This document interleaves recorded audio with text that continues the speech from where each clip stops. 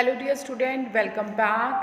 So today I want to teach you chapter what is democracy, why democracy, and this is a in short video और इसमें आपको मैं revision करवाऊंगी इस chapter की। Democracy, what is democracy, Y democracy में हम लोग क्या पढ़ेंगे। हम लोग पढ़ेंगे कि डेमोक्रेसी का मीनिंग क्या है, फिर हम पढ़ेंगे कि फीचर्स क्या हैं, और फिर हम कंपैरिजन करेंगे डेमोक्रेटिक और नॉन डेमोक्रेटिक गवर्नमेंट का। ठीक है, what is democracy and Y democracy. अगर हम बात करें कि डेमोक्रेसी होती क्या है, डेमोक्रेसी को अगर सिंपल भाषा में बोले तो पीपल पावर होती है। ठीक है, पीपल के पास पावर है। Democracy is a form of government where people has a power to choose his her representative. ठीक है, लोगों के पास पावर है कि वो अपने रिप्रेजेंटेटिव को चूज कर सकते हैं। ठीक है, नेक्स्ट है जी व्हाट इज डेमोक्रेसी।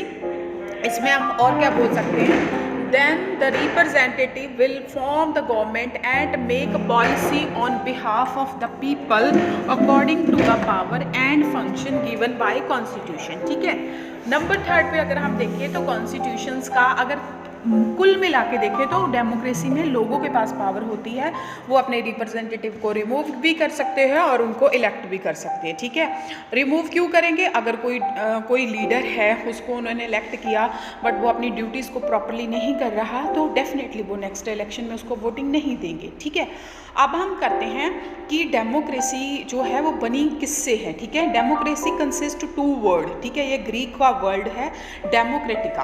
ठीक है, डेमोस का मतलब होता है पीपल और क्रेटिक का मतलब होता है रूल। ठीक है, अगर हम इब्राहिम लिंकन जी की बात करें, उन्होंने क्या कहा है, इब्राहिम लिंकन के बारे में बताती हूँ।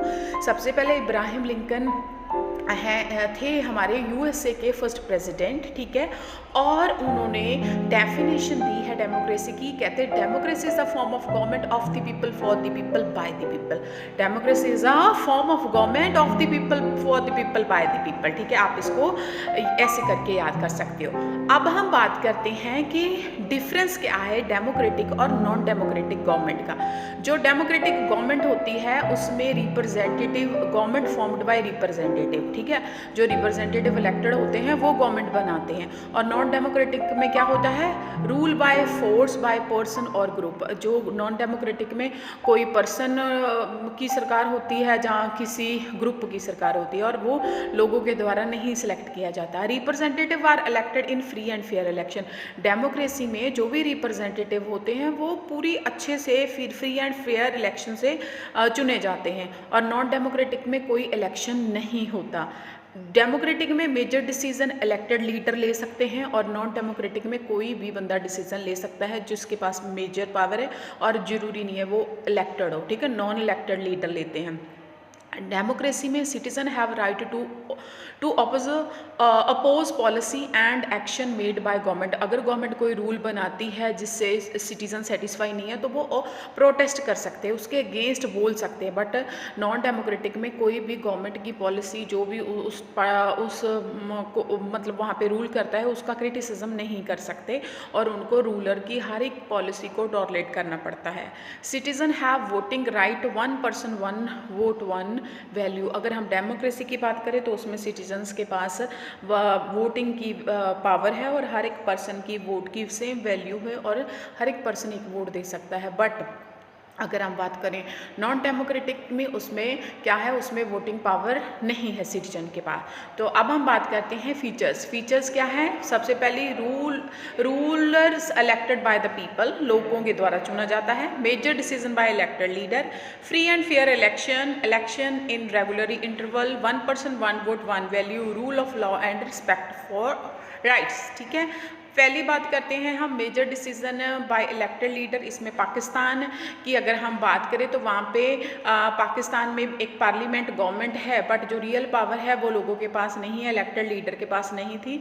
वो थी 1999 में जनरल परवेज़ मुशर्रफ थे जिन्होंने अपने आप को चीफ एग्जीक्यूटिव बना लिया कंट्री का। उसके बाद में उन्होंने लीगल फ्रेमवर्क ऑर्डर पास किया जिसमें उन्होंने कॉन्स्टिट्यूशन में अमेंडमेंट करके प्रेसिडेंट की पावर को इंक्रीज़ किया और नेशनल और प्रोविजनल असेंबली जो थी उनकी, स्टेट और नेशनल असेंबली लाइक हमारी पार्लियामेंट और जो स्टेट गवर्नमेंट है उसकी जो पावर है उसको उन्होंने ख़त्म कर दिया, कम कर दिया, मतलब फाइनल पावर अपने हाथ में रखी। और उन्होंने सिविलियन कैबिनेट को सुपरवाइज करने के लिए नेशनल सिक्योरिटी काउंसिल बनाई जिसको डोमिनेट करती थी मिलिट्री ऑफिसर, ठीक है।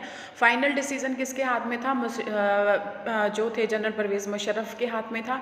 इसलिए हम इसको कह सकते हैं कि जो फाइनल डिसीजन मेकिंग पावर है वो must be in the rest with those elected by the people, but वहाँ पे ऐसा नहीं था। अब हम बातें करते हैं free and fair electoral competition की। डेमोक्रेसी में ये ज़रूरी है कि फ्री एंड फेयर इलेक्शन होने चाहिए, पर यहाँ पर कई जगह पे ऐसी होती हैं जहाँ पे फ्री एंड फेयर इलेक्शन नहीं होते, ठीक है। वहाँ पर क्या होता है, वहाँ पे एक ही पार्टी है जो सत्ता में आती है और विदाउट मतलब कि free and fair organise election वो हमेशा जीत जाती है, जिससे हम कह सकते हैं कि वहाँ पे ऐसा नहीं है।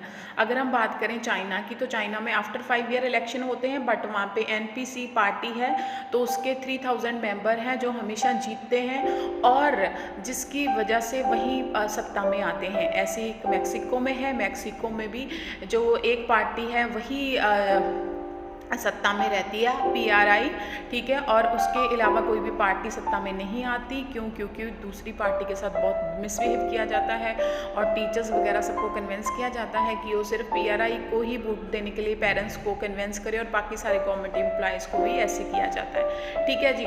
तो this was your first feature of democracy. Next video में हम लोग सेकेंड फीचर भी हमारी हो गई है। नेक्स्ट वीडियो में हम लोग थर्ड फीचर ऑफ डेमोक्रेसी जो है उसको एक्सप्लेन करेंगे, 1 person 1 vote 1 value। I hope you enjoy the video. Bye bye, take care.